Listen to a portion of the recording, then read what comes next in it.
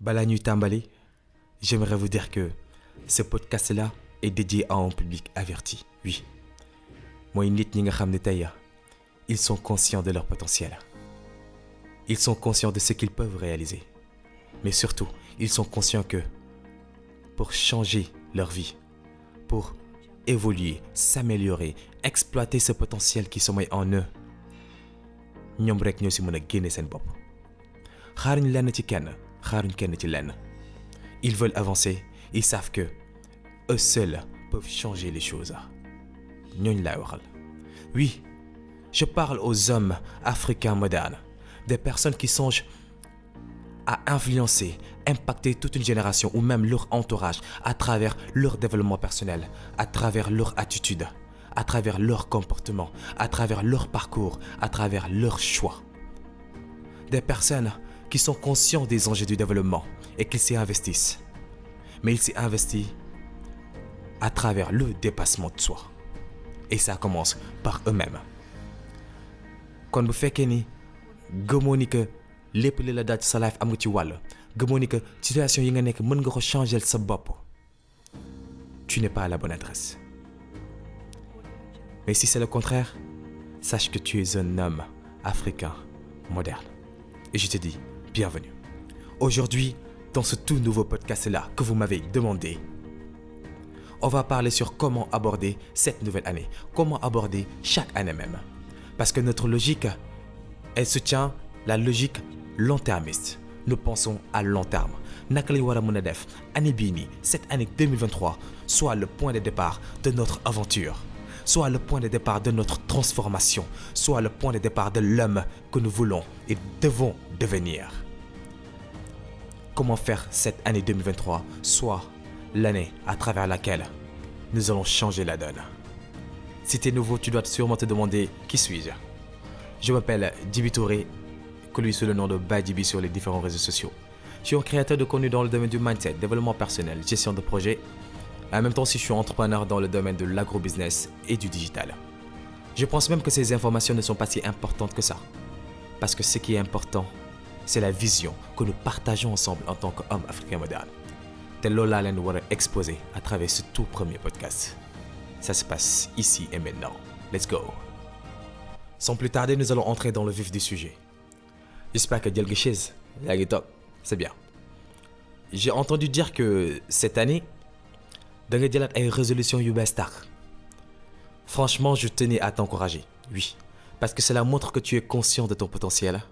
Tu es conscient de ce que tu peux réaliser et tu veux vraiment t'améliorer. Et ça, je t'en encourage. Vraiment. Parce qu'il y a des personnes qui ne le font pas. Cela montre que tu es un homme africain moderne.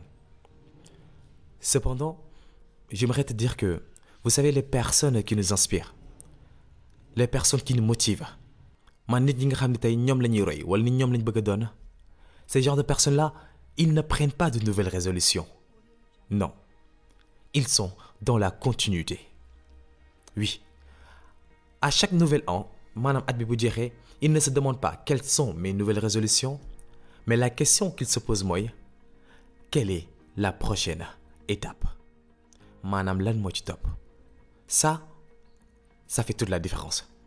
Parce que cela montre qu'ils sont confiants du futur proche. Cela montre que ils ont en main leur destin. Cela montre qu'ils savent qui ils sont. Ils savent là où ils voudront être. Ils savent là où ils veulent être. Et ils sont dans le chemin. Et ils savent maintenant. Maintenant, ils se posent la question, d'après ce qu'ils ont réalisé, quelle doit être la prochaine étape? Cela signifie que ñoom xam nañ ni que Dieu n'est pas un chauffeur, mais c'est ton guide. Te xam nañ seen life ñoom rek ñoo ko mën a soppi seen bopp. Ça ne relève pas du génie. C'est juste en fait, ils se sont posés un jour et ont réfléchi sur eux-mêmes et sur leur vie. Maintenant, tu dois te demander comment ils ont fait pour en arriver là. Nan lañ def ba àgg niveau bii nii. C'est simple, oui. C'est juste parce que ils ont un projet de vie. Un projet de vie. Cela signifie que tey ñoom xam nañ ñoom fan lañ bëgg a àgg, ban nit lañ bëgg a doon, lan lañ bëgg a réaliser ci seen àdduna te xam nañ ko exactement. Te xam nañ tamit ban yoon woo leen mën a permettre pour ñu atteindre niveau boobu noonu ba atteindre idéal boobu. Te ci loolu la ñuy dox saa su ne. moo tax ñu mën a laaj seen bopp lan moo ci topp ginnaaw bu ñu defee yenn avancement ci seen life. Maintenant, en 6 étapes, je vais vous expliquer comment faire les préébats pour avoir son projet de vie. Même si ça n'explique pas tout, parce que je sais que ci podcast bi nii. De 1, ces genres de personnes-là, ils ont un projet de vie. Comment? Cela signifie que tey wax naa leen ko sànq, ils ont défini la personne qu'ils veulent être, leur idéal. Kan lañ bëgg a doon? Nan lañ bëgg a mel dans le futur? S'ils devraient se décrire d'ici 45 ans, 50 ans, quelles personnes vont-ils décrire? Quelle est cette personne? Comment il est? C'est ça leur idéal. Bonne position lay taxaw, c'est ça leur idéal. Et on doit décrire et noter notre idéal. Ça, c'est la première étape. La deuxième étape, moi, tu dois déjà évaluer tes forces et tes faiblesses, tes manquements yi nga xam ne tey moom moo la war a permettre nga mën a atteindre idéal boobu noonu tey. Lan mooy sa état actuel la bind ko nga décrire ko lan la yàlla may fan nga sooxee lan nga manqué bind ko. 2. Troisièmement, tu dois créer et mettre en place des plans d'action et des stratégies qui pourront te permettre d'atteindre cet idéal-là. Maanaam tey ginnaaw bi nga xamee fan nga bëgg dem maanaam tey xam nga sa destination xam nga tey lan moo la manqué ak lan la yàlla may ak lan mooy say passion ak lan mooy say force. Maintenant da ngay définir plan d'action ak ay stratégies nga xam tey moom nga yaakaar ni moo la mën a permettre nga atteindre idéal boobu noonu tey. C'est un travail sérieux bi nga xam tey da nga ci war a jël sa temps réfléchir si am na ñenn ñoo xam tey ça a pris des semaines, d'autres des mois, d'autres des années. Moi personnellement, c'était l'année 2018.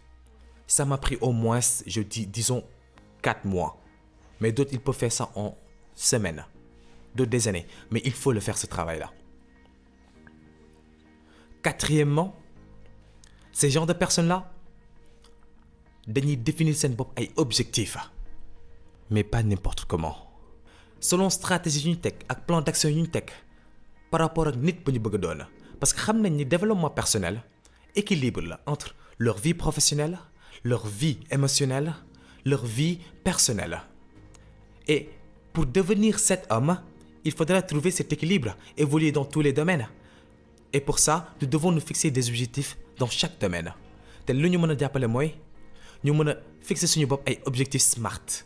Maanaam objectifs yi nga xam tey ça va être des objectifs globaux maanaam tey suñu idéal des objectifs spécifiques yu mag a mag yi nga xam tey ce sont des objectifs à moyen terme maanaam d'ici 10 ans d'ici 8 ans mais aussi dañuy fixer seen bopp ay objectifs yi nga xam tey c'est à court terme maanaam tey d'ici 1 an 2 ans lan lañ bëgg a lan la ñu war a def à l'instant T yan objectifs ñu war a fixer seen bopp à l'instant T te objectifs yi ñuy fixer seen bopp ay objectifs SMART la maanaam spécifique mesurable atteignable réalisable et surtout défini dans le temps.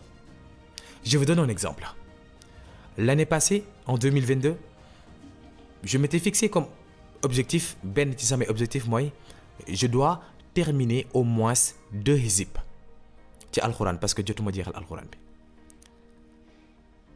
Ça c'est clair, ça c'est réalisable, c'est atteignable, c'est spécifique et c'est défini dans le temps mooy année 2022. Et alhamdoulilah, j'ai réussi à atteindre cet objectif-là ak yeneen ak yeneen. Mais li ma ko permettre au-delà bi ma fixé sama bopp objectif SMART boobu noonu tey dañuy dem ci 5e objectif bi ak 6e bi li ma permettre mu mën a atteindre objectif SMART yi nga xam tey peu importe mu nekk court terme moyen terme ou long terme.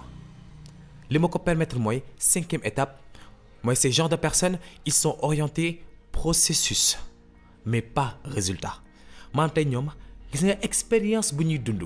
ci yoon bi ñu nekk di transformé wu expérience boobu nag moo leen gënal sax ñoom lu ñuy am lu ñuy acquérir ndax xam nañ ni l'objectif ce n'est pas d'acquérir de la richesse ou n'importe quoi non mais c'est l'homme qu'ils vont devenir parce que li ngay am ci yoon bi ce sont des conséquences mais li nga bëgg mooy nit bi ngay dooni ton idéal parce que c'est ton idéal qui va avoir certaines choses ou certains privilèges alors il faut se concentrer sur la transformation te nit ñooñu lay ci processus bi la ñuy concentré wu et ça fait toute la différence.